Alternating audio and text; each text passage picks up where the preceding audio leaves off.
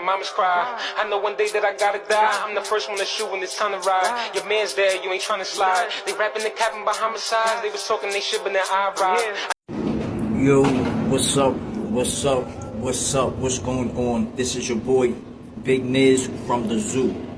And I am here with another story. You know what I'm saying? And actually, this type of story right here, the story that I'm speaking about, is when inmates owe other inmates money. They run up a check in there, and then they go to their parents, their family members, their loved ones, the people that's outside society working hard to get their money, and we go and put our chain gang of prison or penitentiary stress on them. And when you do that, yeah, they might be taking care of you. They love you. They're taking care of you. They're sending you stuff while you're in there. But you don't take that kindness for weakness. You don't go and start stacking up a big loan, a big debt that you have with somebody or an organization. Yes, a G-A-N-G. And then hope that exactly when they want it, your people got to kick up or leave their job to go send some money on their break or whatever on the phone to you right off the muscle, like they can just pull it out their bank and give it to you. It's not like that nowadays. You can't be doing that. There's too much going on inside this world. Like in the free world, there's a lot going on, and this is what people don't take into consideration. Inmates are not thinking about that because, like, really, inside with these meals and this cot and this food that the clothes that they're giving you and things like that, like, you really have kind of no care in the world. You're getting up for inspection, standing for count and things like that, but that's not enough. You can't be putting the stress on your family like that. You can't put the stress on your family because they're not going to be able to make it exactly when you need it. And this is what happened to this one dude named Bruce, man. And Bruce got it the worst. Listen, let's take it back. This situation was handed down to me. This story was handed down to me and told where I can actually give y'all a vivid picture of what was going on, but not just jumping into specifics. But I got you, because you need to know. I'm bringing forth this awareness of the dangers what's inside the prisons. That's my whole plight. That's the reason why I do what I do, and I let people know about my story and what happened. But there's more things going on, and y'all need to beware. Now, look, check this out, man. This is in Jackson State Prison. If y'all heard of Jackson, this is the diagnostics where you go, like, even on your transfer days and stuff like that, you go there and you get transferred going to different camps. But this is now the diagnostics that everybody has to go to. And this jail is notorious for violence, stabbings, rapings, everything, unalivings, the whole shebang. You know what I'm saying? So, boom, this is what takes place. This dude comes to the diagnostics, you know what I'm saying? And he has a support system since the county jail that he came from, which was either Clayton or Cobb County, when he was coming from the surrounding Atlanta area down to Jackson State Prison. And he always stayed on his girl so she can be up there because she was close to the jail. Come, drop that money off. He can get commissary. He can talk to people crazy because he got money, because certain people do that. But you got to know, once you get into the GDC, the Georgia Department of Correction, things move a little bit different. Your money ain't going to hit right on time. You're going to have to play catch up and sit back and kind of like endure not having something for a minute if you don't want to owe people. You got to endure that. You have to. You know what I'm saying? So he's there. This man is betting. As soon as he gets in there, 2 days in, he's already betting on stuff, gambling. Like rolling dice, gambling in the back of the pod. He's gambling and he's losing a lot. He was up for a minute. He was up probably like $160, but now he's down bad, like $350. And once he walked away from the gambling area where he was at, they was telling him, yo, go get that bread, bro. Go get that bread. Matter of fact, I'm going to give you a number where you can send that to. Like, and he walking away. He's like, man, I got you, bro. I got you, damn. Like, my girl got this, man. I got strong people. Don't worry about all that. Don't worry about all that. Where my money coming from, I got you. I'll be right back. Now, he goes to the cell, and he's using his roommate's phone because he don't have a phone at the time. His roommate has one though, and he's talking to his girl. His girl saying, "Oh, I just paid bills. You ain't pay attention to what time it is at the month. It's the end of the month. I ain't even think you was going down the road at this time. Maybe on my next paycheck, I got you, but I can't do it right now. And I probably can do half of what you're talking about, like 350. I mean, 150, not 350. I can't do that. Like, you'll be making me go homeless, and then I can't go to work and stuff like that." So he's yelling at her. And he's yelling loud. So when some of the people of the gang that he was going against, once I'm gonna on what gang it was because what they did to him. Now, once they're walking past, they hear him inside of the cell yelling on the phone and disrespecting whoever it is, and they're thinking like, "Yo, that might be his mom's. That can be his mom. That can be his girl or whatever like that." And he yelling, "He don't got that money, bro. We gonna go tell Flex he don't got that money, bro." So they're going back, telling homeboy he was betting with, like, "Yo, I don't think bro got the money. He's sitting up there spazzing on his family and all that, and he trying to get the bread. I don't think he got it." And he was like, "Yo, go back past there, see if you can hear what that boy talking about, man. Matter of fact, I'm gonna spin a block with y'all." So a couple of them spin, and they standing by his cell, earshot away. He can't even see them, but it's bars where you can look out. But he's on the bunk, sitting there, turned away from the bars, yelling, spazzing, letting everybody know this his business. This is a no-no when you're on the phone anyway. You don't supposed to be doing that just in case the officers come through. But this is what this dude is doing. He's on the phone. He's doing all this yapping. And they went strapped up, bro. They went and strapped up when they got these pieces. And the dude Flex is telling his boys, like, "Look, I throw y'all like $30 a piece. Y'all go ahead with me and pour this boy out. I need to show him, like, you don't play with folks' money like that. Like, he gonna learn the chain gang lesson today. He gonna damn sure learn the chain gang lesson today, and we taping it and everything." You know what I'm saying? So one dude like, "Yo, I'm taping it too. I'm putting this shit on YouTube, man. I'm putting this shit on Facebook and Patreon, everything." Like, come on. So they start walking down to this man's cell, wrapping stuff over their face, putting t-shirts wrapping around their face so it won't be seen on these cameras that they got all through the tier. And they ran into this man's cell. Now, what I'm going to show you is the point where they actually got to his cell, and then they run down. And everything that you're going to see after this, like, I cannot show all of this footage because I will get banned and blocked. Believe me when I tell you. You know what I'm saying? Because this is somebody's life, and it went the wrong way for this man. It went the wrong way. But he definitely earned the chain gang lesson.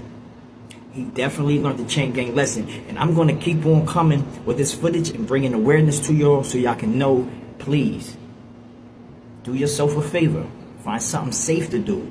Do not go out in these streets and do something stupid and find yourself in somebody's county jail, prison, or chain gang. It's your boy Big Miz from the zoo. Y'all be good, man. Peace, y'all. Peace.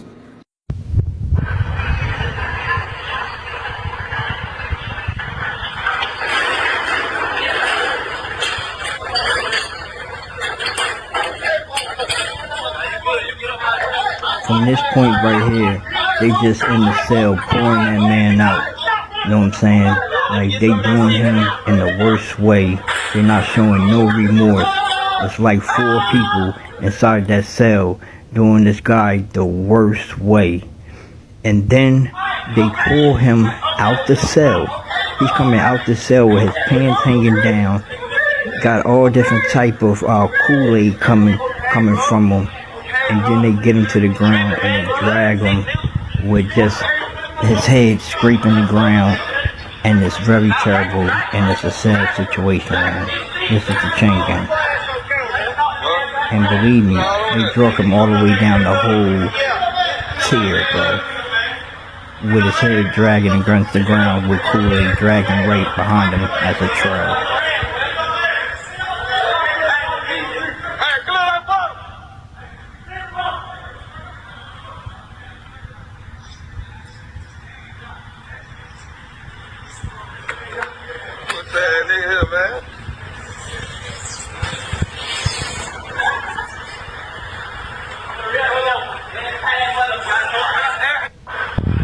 So y'all saw the video in its totality, and the reason why I'm doing this is to save the youth and these OGs for doing something stupid and finding themselves in somebody's county jail. prison of Chain Gang, y'all. I know that they scheming, look in their eyes. They know I'm a demon, they ain't surprised. Oh, look, I keep on lying, I wonder why. I keep it stick, I cannot go. You will get shot if you drop your.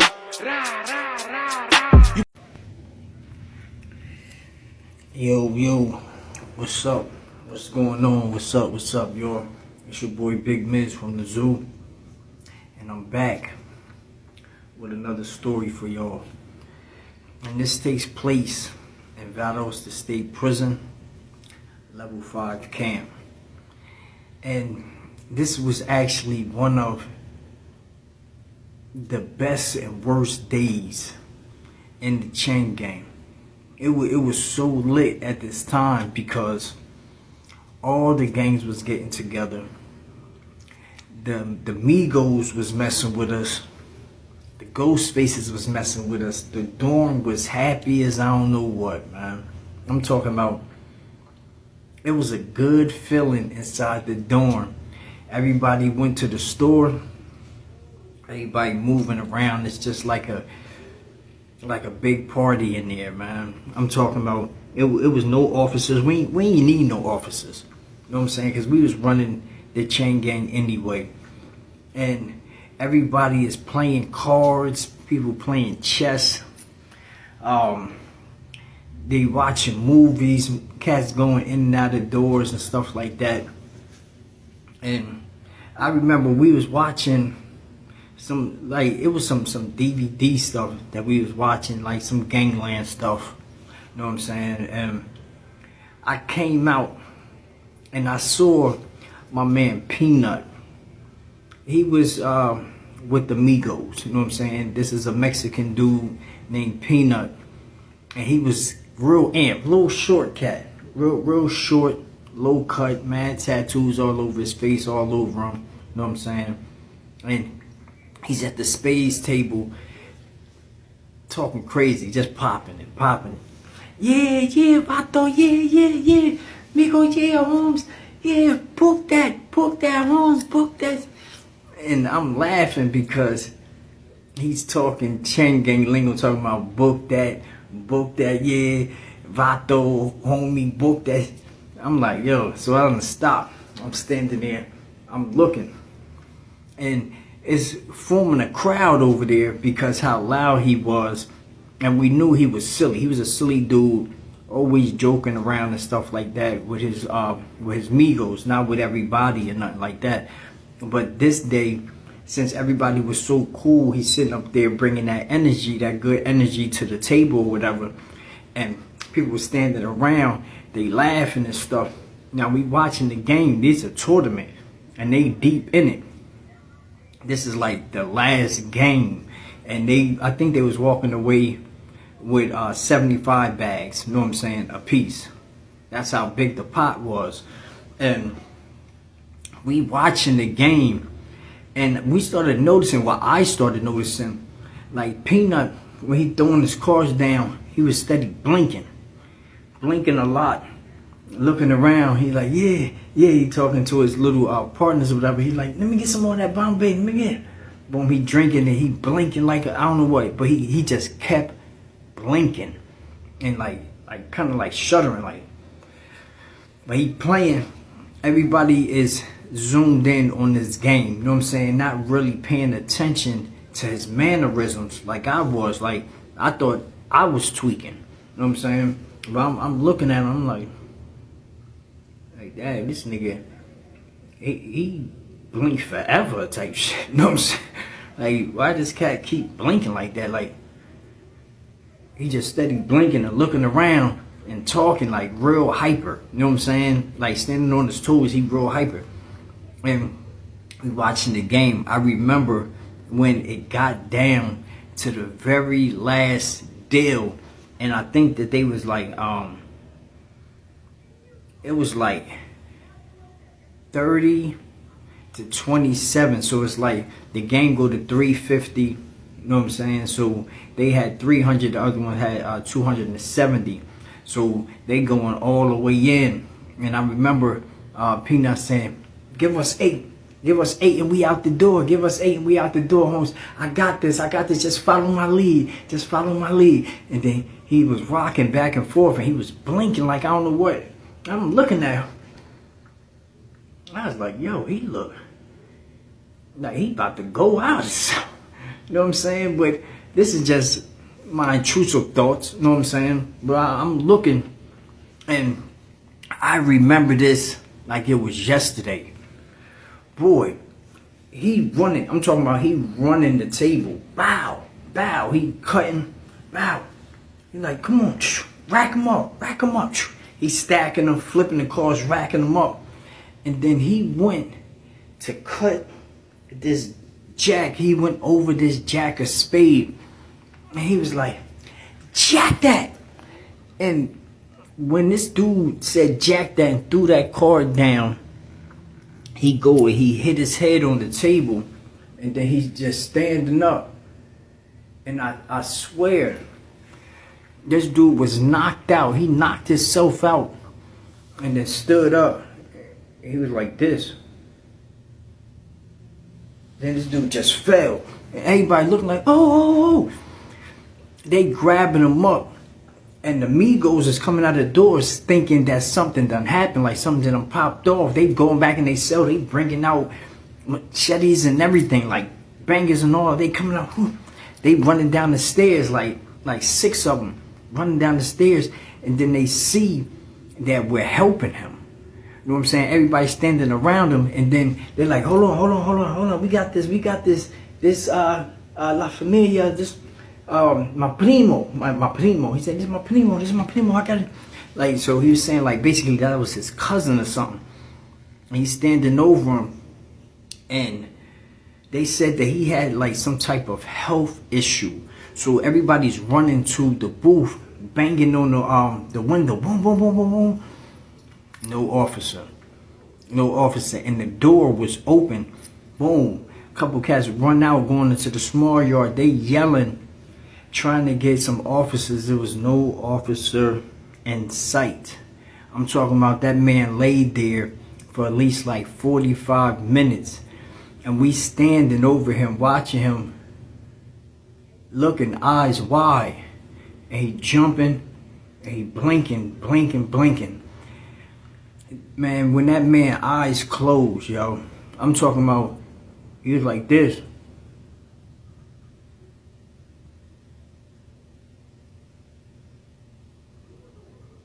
Boom. And we standing there, I'm like, yo, I'm talking about, I've never felt that type of gut-wrenching feeling in my stomach, like my shit dropped, you know what I'm saying? Now I'm looking at old boy like, yo, I just watched neglect at its finest. Everybody tried to get an officer. We standing around him, like 75 people standing around Peanut, man. And we watched him pass away, you know what I'm saying? Because he had whatever type of medical issue, and he wasn't even going like to a seizure. Like, I remember he hit his head, he was standing there, and then he just dropped.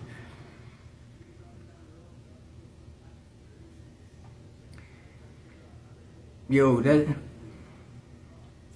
chain gang is disturbing, man. It's hard to even do this video, bro. It's hard to do this video, man. Going to the chain gang, man, and going through this stuff, man, is not a good look, yo. It's really not a good look.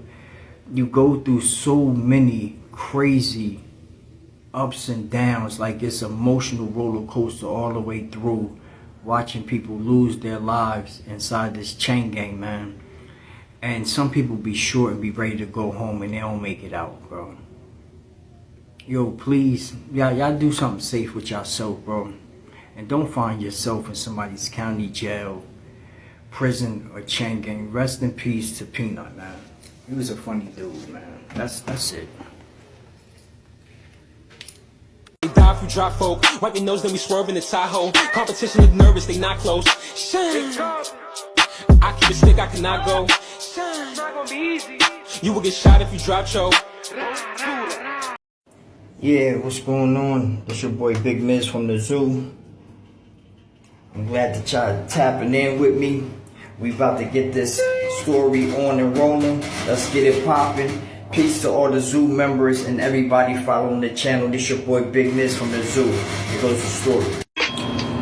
Yo, what's up? What's going on? What's going on? This is Big Miz from the zoo, and I'm back with another video for y'all. And this video is kind of like long overdue.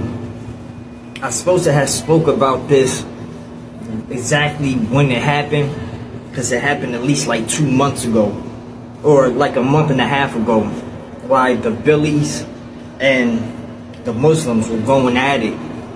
A situation transpired, and I got a call from the Chain Gang about this situation. But I thought better of it to just wait a while, let them do their investigation, let them do what they do, because I don't want nothing sublining that situation in there and they figure things out a different way.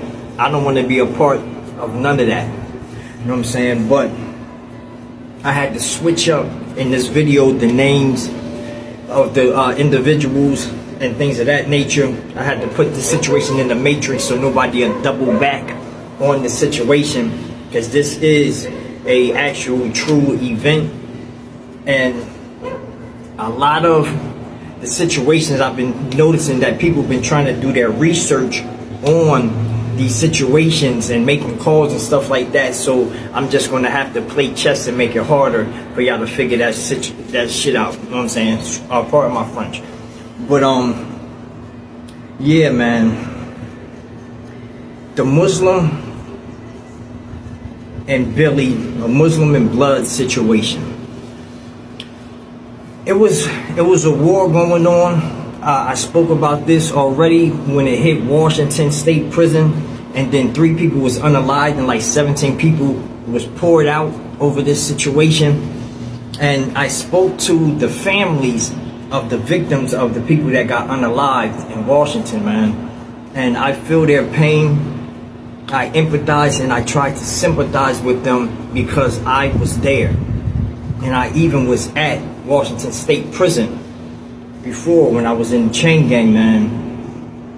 And I wouldn't want the pain of my family hearing that I just got down batted and unalived over some gang violence, where I was supposed to be in there doing my time and trying to get back home to my family, my loved ones, and my children, and back to my life, my personal life, period. You know what I'm saying? Like, it just wouldn't be a good look. And when I take that all in, it kind of saddens me to bring these stories to this platform, because like, it's just like stupidity. I'm about to talk about another unaliving again. This situation right here, man, happened at Dooley State Prison, bro. And this is why everything is smoking hot. Everything is going on. They are beefing very, very heavy. The Muslims and the Billies. And when I get the call, bro, when I get the call, this is how my homie tells me, man.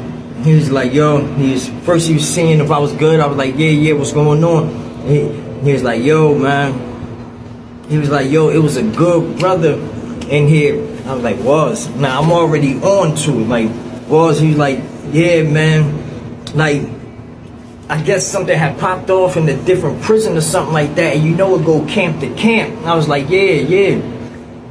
He's like, yo, this good brother, man, he was in his cell out the way from everybody. He didn't know nothing that was going on.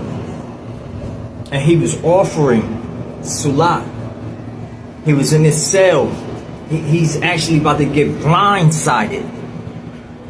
While he's offering Salat, he's at his most vulnerable moment. So I know God got to be with him. If his heart was pure, God has to be with him. Because He said they ran up in that cell, man. I'm talking about ran in there. Why? He's down on the ground. He's already in a position where he can't do nothing. And they came in there with that fire and tore that brother up. There was no way that he can try to fight back. Anything that he was doing, trying to cause blocks and stuff like that, it's only putting punctures in his body. So that's doing him no good. He was already down bad as soon as they got into that cell. I don't even know why he left the cell unlocked where they can get in. But I guess he wasn't used to nothing popping off in his dorm dealing with him anyway. So he probably put the towel on the door, closed it, Officer locked while his cellie stepped out. But then again, his cellie was out there. He did not get any help. And I think he was like the only brother in the dorm, or they waited for the little 2 or 3 that was in the dorm to step away. And then they down batted this brother Halim, man. And the sad part about it, I hate trying to put emphasis on the unaliving situation of it, but when you're in a position and you think that you're good and you're really not, you don't know when the situation is going to pop off on you. You don't know. I know this brother did not think, no way, period. Like, yo, I'm about to go pray. These cats about to come in, turn my whole TV off, man. They going to stop my stop clock. As soon as I go and pray, let me hurry up and get this done. Nah. Nobody's getting up and be like, all right, let me go die. Like, where's that happening at? Where, like, how does that make sense if you know that you're in terrible danger and you're around all your oppositions and they're ready to kill you? Wouldn't you catch flight? Wouldn't you catch out, get away, live to fight another day? This brother didn't get that chance. And this is going on. This is a reoccurrence. It's going on and on and on as it goes camp to camp to camp. People are getting down batted. A lot of innocent lives are being taken. A lot of families is mourning out in these streets. They're not happy. They're mad. They're angry at what's going on. They're not getting no answers when they call the prisoner nothing. No answers. While everybody sat back and watched Halim, they ran down on him, blitzed the brother, poured him all the way out, stabbed him over 20-something times, and took his life while he tried to fight back. And it didn't work out for the brother, man. And I haven't heard nothing about a retaliation or anything occurring from that. Like, no action from that situation yet. They're playing it real smart. Everybody is like this in the chain gang, and they're just watching for the next time the situation pops off again and explodes. And it got to get better, bro. This situation got to get better. Somebody in there, light bulb got to come on and be like, yo, it's enough. It's over. We're done. Let's make money. Let's get our life right. Let's do something different. Because we clocking out here. Everybody clocking out of work. Like, come on. It makes no sense, bro. None at all. I hate when I have to report an unaliving every day. Like, trying to bring forth the awareness to the chain gang is a full-time job. That's a natural fact, man. And I just want to give my condolences to the family of the brother Halim. And I'm still hiding his name, you know what I'm saying, to protect this brother and for whoever is involved, period. I don't care on what side or what happened. Whoever's involved, I'm just trying to protect that situation in the whole. Let the cops do the cops' job. Let them do what they got to do. But I'm telling you, I was just about to say an ignorant statement. And I withheld from saying that, man. I withheld from saying that. And that's real. I spared I spared somebody and myself a major injustice. I spared us. Yo, this your boy Big Miz from the zoo. Like it disturbs me, bro, when I think about it, because I had a tight bond with a lot of fucking brothers in there, man. A tight bond, bro. And I know how hard it is for a Muslim in prison, bro. I know.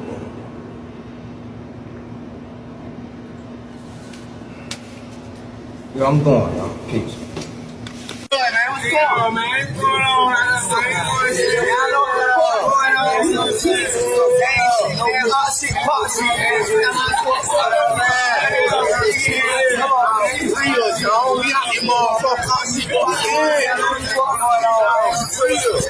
Yeah, nigga, Stepper get stepped on, nigga. Y'all know what the fuck going on, man.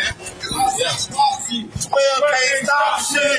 Oh shit, pop shit. 12 can't stop shit. Shit, pop shit. 12 can't stop shit. Shit, pop shit. 12 can't stop shit. Type beer. A lot